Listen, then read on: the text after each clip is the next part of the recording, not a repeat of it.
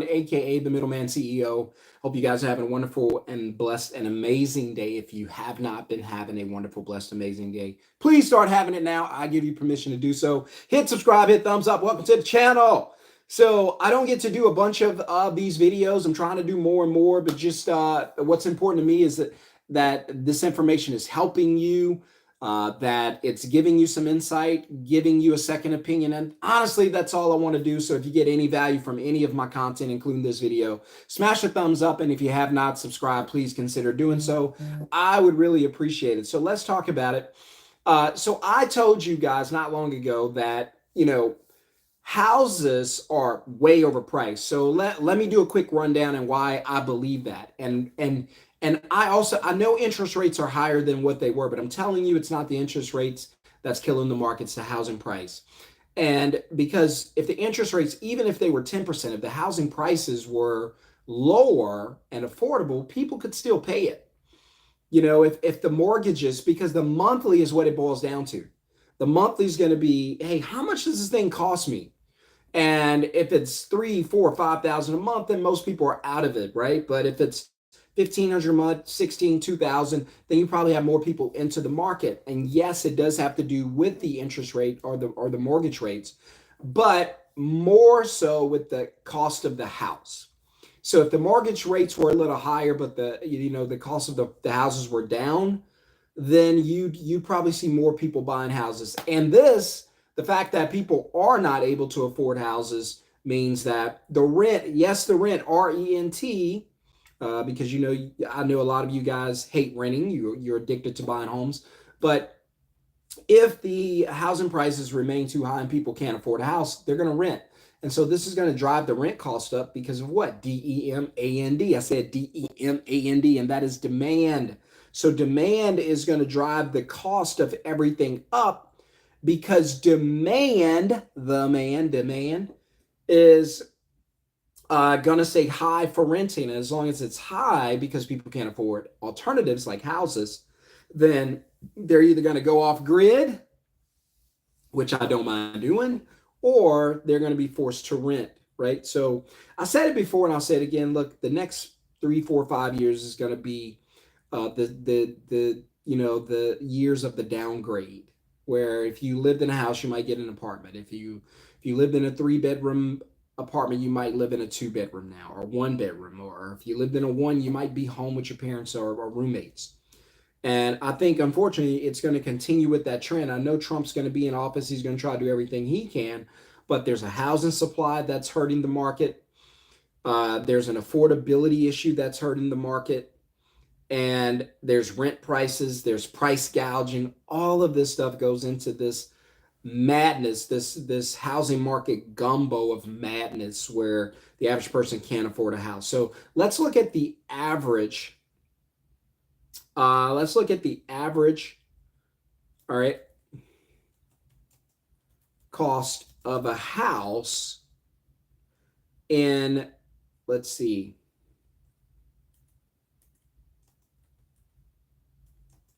So we're going to look at the past 5 years. Let's see. So past 5 years, how much has the price of a house gone up? Let's see if we can find something. All right, wow.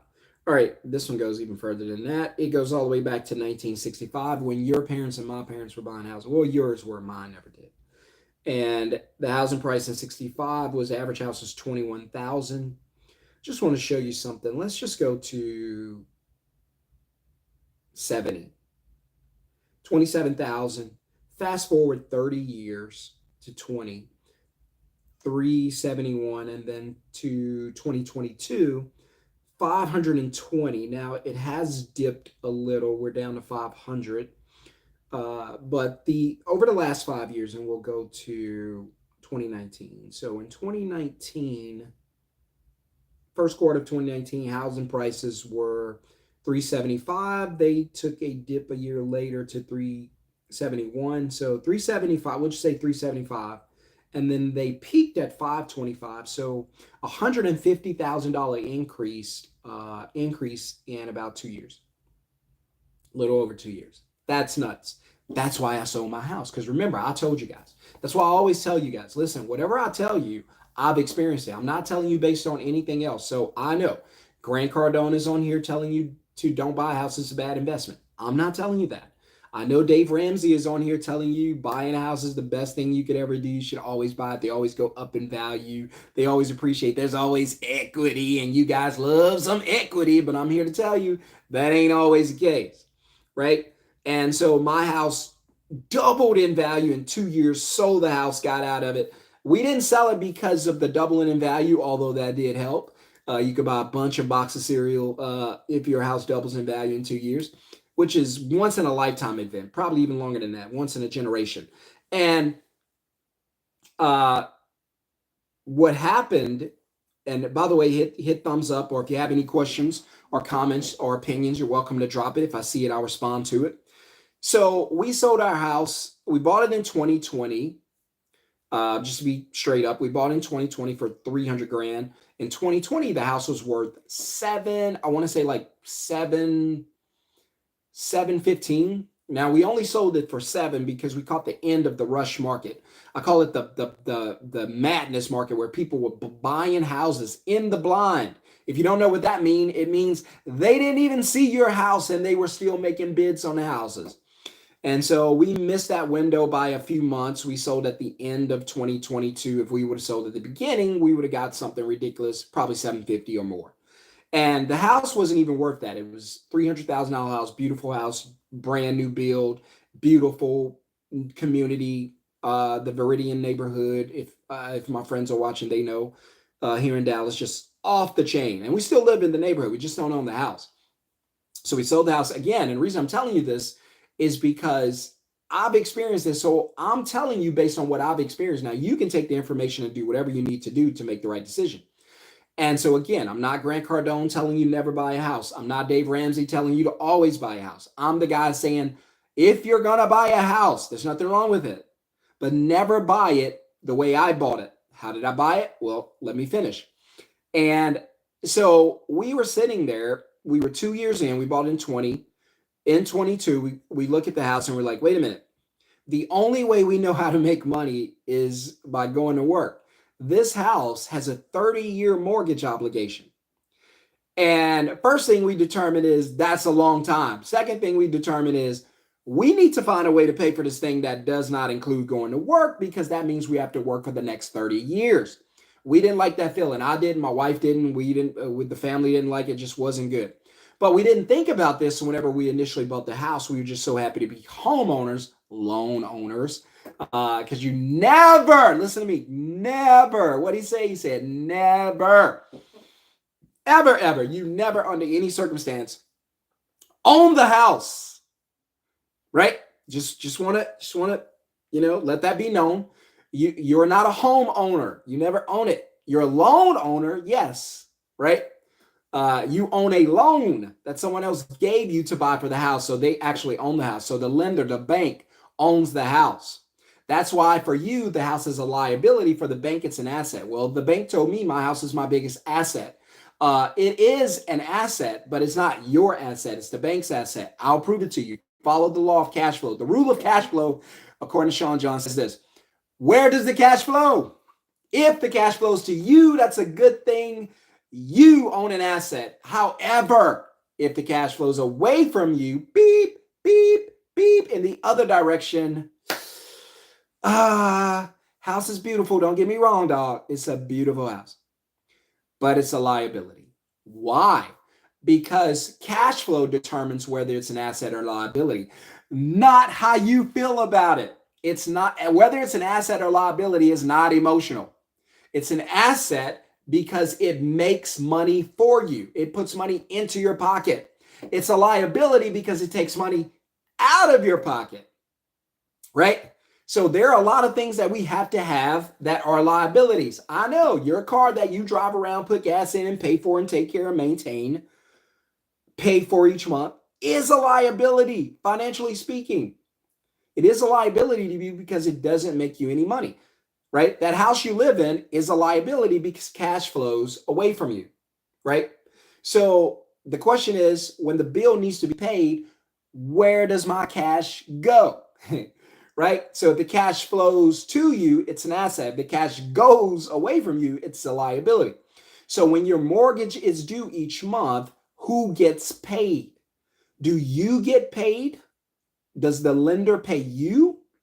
Or do you pay the lender? You pay the lender, exactly, which makes it a liability, right? Now, don't go and sell your house because I told you it's a liability. I'm telling you it's a liability so that in the future you can make decisions based on what you now know. The most important rule is education, right? My people perish for lack of knowledge. You got to learn. People are out there making mistakes. Listen, for years and years and years, I was dirt poor, struggling. I didn't know how to get financially free, and I kept making the same mistakes. Why? Because I wasn't educated. No one was teaching me. And you guys don't have that excuse because I'm teaching you. Now, I'm nobody perfect, anything like that. I just try to do the best I can. I just try to share with you. Hopefully, it'll help somebody. Let me know in the comments what you guys think. Do you agree or disagree that a house is an asset or a liability? I believe it's an asset. Let me know what you think. If you get any value, smash thumbs up. You got a question or comment, you're welcome to drop it. We're not going to be on here long, but this little bit of time I'm going to spend with you, going to bless you and change your life. By the way, speaking of life changing, if you would like to learn how to start a business from your phone, I own a moving service. I do not move anyone. I simply find customers for other companies. I book the customer, take the deposit, dispatch the work. I book the customer, I take the deposit, that's my money. Then I dispatch the work to another mover who actually does the work, not me. So if you'd like to learn how to start a business, it does not have to be moving. You can choose any industry you want to get into: home cleaning, garage repair, heating, AC, any business that needs a customer, any service business that needs a customer. It could be t-shirt printing, tattooing, it does not matter. You can almost middleman any business, carpet cleaning, moving, window repair, painting, pressure washing, vehicle detailing. It goes on and on and on. In fact, I have a list of my top 25 favorite middleman industries and what they pay on average per deposit. You can go to middlemanceo.com and go on the homepage and go to the bottom of the homepage and you'll see the list. And but if you guys want to learn how to use your phone to make money without having to leave your house, yes, keep your job, make money part-time using your phone, and then hopefully you'll make enough to one day replace your job. But all you have to do is put middleman in the comments below to get the free live training, and then you can learn to do what I do. I've been doing it since 2020. I don't have a job. I don't want a job. This is all I do. I love working 1 hour a week. I'll show you how to make money working 1 hour a week without having to leave your house. You don't have to keep your job. If you love your job, keep your job. Let's do this part-time. For those that hate their jobs, don't trust their jobs, hey, let's learn how to do this full-time. And it's not hard work. So it's all done through your phone and your laptop. So if you can type or take a phone call or respond to a text message, you can get paid. So yesterday we booked 4 moving jobs here in Dallas. And now I didn't move anybody, but I take $150 deposit from, and I know 4 is not a lot, but I tell you, there are people that do more. $150 per deposit. So I made $600. I never left the house. I never talked to a customer. I never did any of that. All I do is check my Stripe account. Well, I don't have to. It gives me alerts. But I made $600, a little less because I have to pay my virtual assistant, but I made $600. I don't have to do anything. It's automated, but I have to teach you how to do it first before you hire your VA. So just work with me. I give you 90 days to learn, and then we need to hire your VA, and you back up from the business and operate as a CEO like a boss, right? And so if you want to learn how to do that, you guys can make more than me, hopefully, because I had no help. I can teach you guys how to do it. All you have to do is put the word middleman in the comments below to get the link to that free live training. It's going to bless you. So we decided that buying a house with the, having to have a paycheck as your only source of income and buy a house is very dangerous because the obligation is 30 years. Because the obligation is 30 years and the only way you know how to make money is with a paycheck, then that obviously means that you need a paycheck from a job for the next 30 years, which means you got to sell your time. Now I don't control my life because in order to keep this house, it's going to fall apart, break down, wear down, but I still got to pay for this thing for 30 years of my life. For the next 30 years, I got to have a paycheck. I don't even like this job that much and they don't like me, but I got to be here. What if they let me go? I got to go find another job. This is how I make money. And that's why I always tell you, I'm not against buying homes. I'm just against buying homes with paychecks. And that's why, because my wife and I, we learned the hard way. I would watch my wife come home. It'd be, she'd get off 5:30, by 6:30, she's fall asleep, passed out on the couch. And man, she was worn out. And I was like, I don't like seeing this. My wife's not, we're not able to do a bunch of things in the afternoons because she's burned out, carrying all the weight. I was bringing in a little money, but I wasn't bringing in more than she was. And one day I saw her fast asleep on the couch, and I was like, you know what? I'm not going to wake her up. I'm just going to take a picture of her. So I'll never forget my wife, Kristen, laying on the couch, and I'm looking at her and I'm like, nope, we're not going out like this, not for a house. And then we started talking about selling, and fortunately for us, the house made a bunch of money. So we sold the house, $700. We made a ton of money. Then I had a friend just a year ago. I had a friend who's a realtor in the neighborhood. I said, Matt, and Matt probably watches my channel. Shout out, Matt. If you need a mortgage, hit my boy Matt up, and Matt will hook you up with something good. And I said, Matt, what would that house that we sold, the house, the Coventry home that we sold in the back of the neighborhood, because we live in the front now in a townhouse. I said, Matt, what would that and yes, we could have went out and bought another house, but we had a plan. We knew because of the interest rates being sky high, the housing prices being overpriced, that it was probably going to be a 3 to 5 year journey. And it ended up being about 2.5, 3. So until we get back in another house. And I said, Matt, what's the comps on the house? What would it go for? And Matt said, that house right now, he hit me up. He said, that house right now, the max it could sell for is 600. Remember, we sold it for 7 just a year prior to.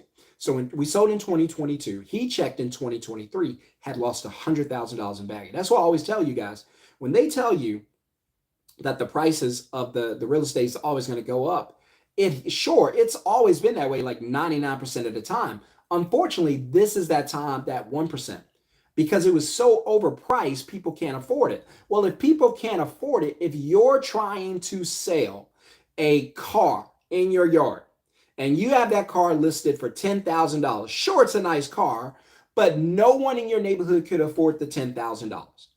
What are you going to do next? Exactly. You're going to lower the price. Now that car that was 10,000 is 8,000. And what if nobody bites on that? It's sitting there for 90 days. You're like, all right, drop it to 75, drop it to 65. And then somebody comes in and say, hey, I'll offer you 7 for it. And then you sell it. See, it wasn't worth what you thought it was worth. It was worth what the market can afford. Unfortunately, for houses today, the market can't afford $500,000 median income. Median house prices. And anything below, I'll just tell you straight up, anything below 300 today is probably not going to be a great house. It's that bad. I remember just a few years ago where 300 was a damn good house. Wasn't just a good house, it was a damn good house. You gotta put some on that. It's a cayenne pepper. You gotta put some cayenne pepper on that. It was a good house. But now it ain't. 300? Oh, that's a shack.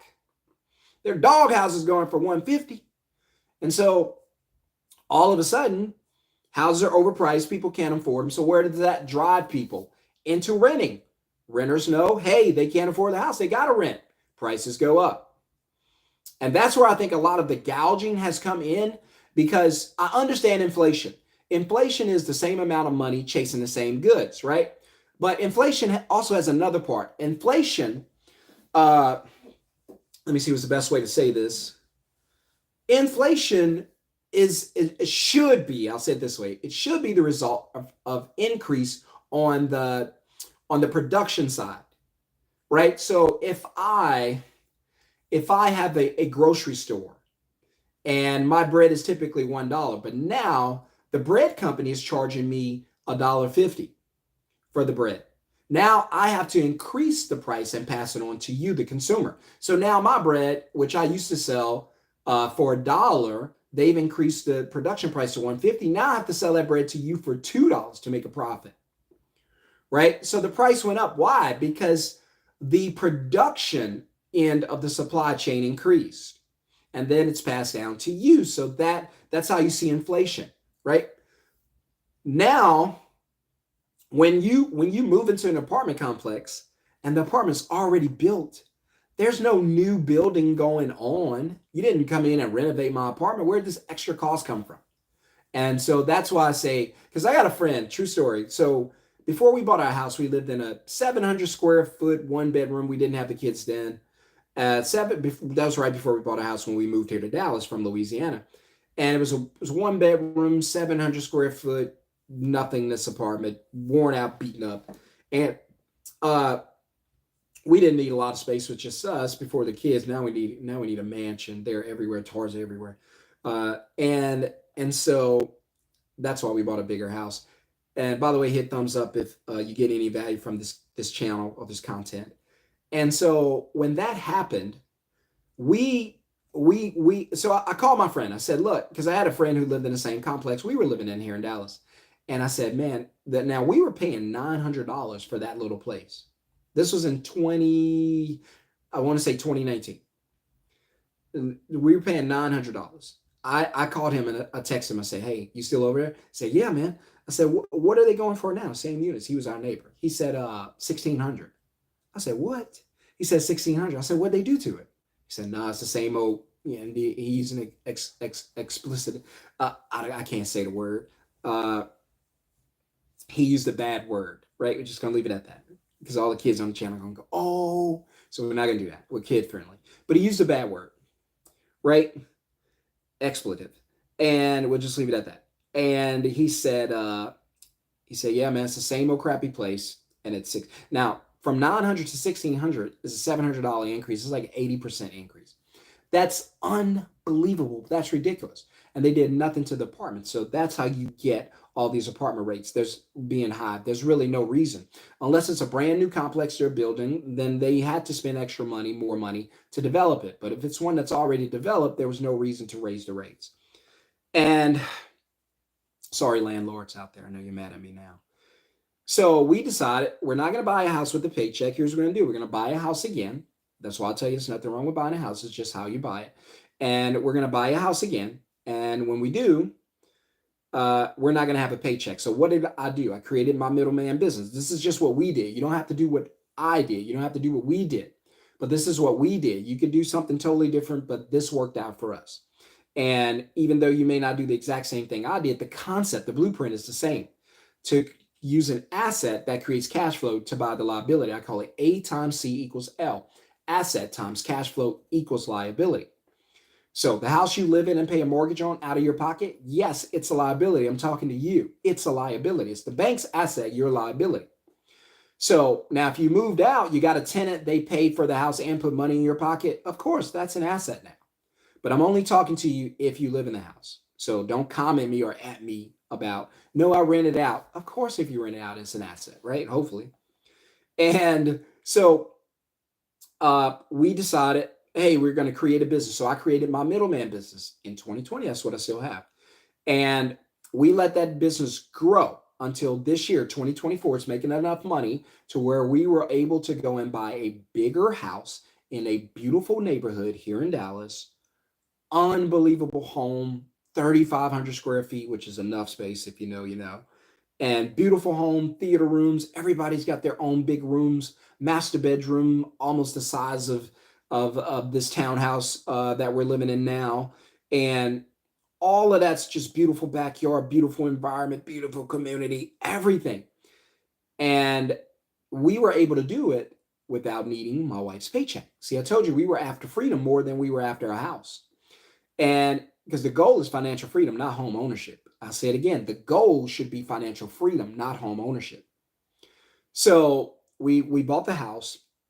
The house is being built now, should be ready in the next few months. You guys get to go on that journey with me. But it proves to you that I have no problem with you buying a house. I just don't want you to buy a house with the paycheck. So if you're going to buy the house with the paycheck, because the first thing you need to ask before you buy a house is not what are the mortgage rates, not how much is the house going to cost. No. First question you should ask is, how are we going to pay for this house? And if the answer is paycheck from a job by selling your time to get money, don't do it. Save yourself some headache, some heartbreak, some indigestion. some stress, some anxiety, save it. Do not buy the house if your paycheck is how you plan to pay for it. A better idea would be to use the money from your paycheck to acquire an asset. Let the asset grow. Sure, it might take time, might take months, might take years. Be patient. Let it grow. If you're patient, you're already ahead of the 90% because nobody's patient. Let it grow. You give somebody $10,000 and say, hey, you can invest this and get paid in 5 years, or you can take this money and go on vacation now. 90% doing what? Vacation now. Then they'll come back in 10 years, try to borrow from you. Nope, can't have it. And so take some time, develop the asset, let it grow.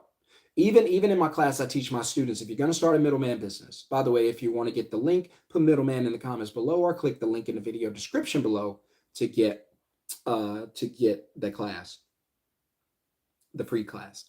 And so what happened is I teach the guys and girls that are in the training that they can use their middleman business to buy the house. Just let it grow. Work 1 hour a week, the way I teach you. Let it make money. If it's making $10,000 a month, that's awesome. Now you can go buy a really nice house. You can $10,000 a month. You can probably buy a $700,000-800,000 home, easy, especially here in Texas. Beautiful homes. I'm talking unbelievable. You don't want to leave them.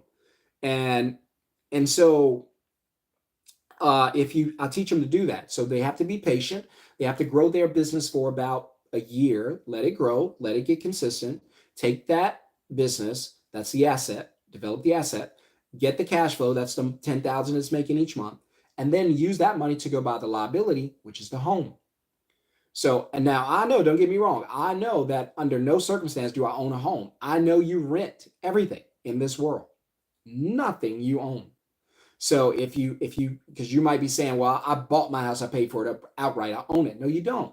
Because if you stop paying property taxes, you'll find out you still don't own it, right? If you stop taking care of it, you'll find out you still don't own it if you neglect it. So the goal is not home ownership. The goal is financial freedom and then have an asset to pay for the liability, which is the house. Hit thumbs up if you understand what I'm talking about. If I'm making sense, let me know. And so the goal is to create, I got to get off here, guys. I got to go. But the goal is to create, to generate cash flow from an asset, and then use the cash flow to create the business. So let me show you really quickly. So I'll use an example, something very simple I always use, like a vending machine. So let's say the vending machine costs you $1,000. You get, most people, if I give you $1,000, 90% mindset you, poor middle class. So if I give poor you and rich you $1,000, the poor you is going to say, what can I buy with this right now? How can I spend this? How can I get rid of it? Because you're like your financial conscience is like a thermostat.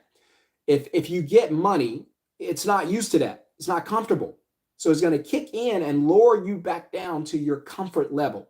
You're comfortable being broke. All right, you got $1,000. We got to get rid of it because we got to get you back to broke. So if the house is too warm, thermostat kicks in, brings the temperature back down, cools the house off.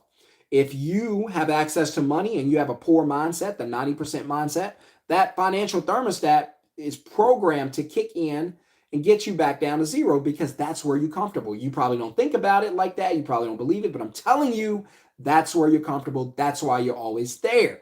If you were not comfortable there, you wouldn't be there. Or there'd be a level of discomfort there, but there isn't because you're comfortable. In spite of what you say, your actions say otherwise, right? You say, I want to get in shape, but your actions, eating ice cream, eating pie, sitting on the sofa, watching the income reducer TV, says you're not serious, right? Because seriousness is found in actions. If I say I want to lose weight and get in shape, I don't have to tell you. When you see me on the track, running, lifting weights, jogging through the neighborhood, my actions are telling you I'm serious. But if you don't see that from me, then my words mean nothing, right? Don't listen to what they say. Watch what they do. Banks. We'll do that in another video, breaking down banks, how they scam you.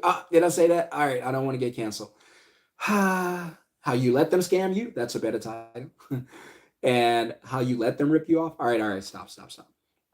Hit subscribe, hit thumbs up. We're going to have some fun on this channel, and this channel is going to change your life. If you watch this channel, I promise you 2025 is going to be the best year of your life. Let's do it together. And so, but you rent everything, you never stop because you pay rent. Mortgage is a rent. You may not think of it that way, but it's rent. You rent the house from the mortgage owner, the lender. You just pay rent each month from the lender, right? You rent the property from the city, property taxes. You rent everything. It's all rent. You can call it something else. What's the difference between paying a $3,000 rent and paying a $3,000 mortgage? You tell me. What's the difference? The name? Yep, that's it. Well, I'll own the home. Again, you never own the home. I'm just saying. Y'all get mad at me. I can feel it. I'm just saying. All right, I got to go, guys. I hope this video blesses you and challenges you and changes your life. If you want to learn how to start a middleman business from your phone, I can teach you how to do that. But you got to put the word middleman in the comments below, or you can just click the link in the video description below, and I will see you in the free live training. Otherwise, guys, have a wonderful, blessed day. I didn't do this video to scare you or anything like that. Just trying to open your mindset so you can learn from my experience. I feel like the best way to learn is from what someone else has been through, and it might help me. If I find out you make that mistake, I'm like, don't have to worry about that. We're not blowing time and money over there. I'll watch Shon-Jhon make that mistake. I'm not doing it. Shon-Jhon said, hey, dude on a little small channel on YouTube, telling people don't buy houses with paychecks, right? And a very, very small channel. But I thank God for each and every subscriber, every thumbs up, every question, every response. I appreciate it all. Just be nice in the comments because I get some really mean comments. And just be nice. All right, I got to go. I'll see you guys on the next video. And for those who are sick of the 9-to-5 and ready to get financial freedom, listen to me. The only way you're going to be able to do that is you're going to have to make money when you're not at work, and then make enough so that you don't have to work. If you want to do that, say, that's me. I know it was me too, and it still is. Then you got to put the word middleman in the comments, or just click the link in the video description below, and I'll see you guys in the training. Have a blessed day. Peace.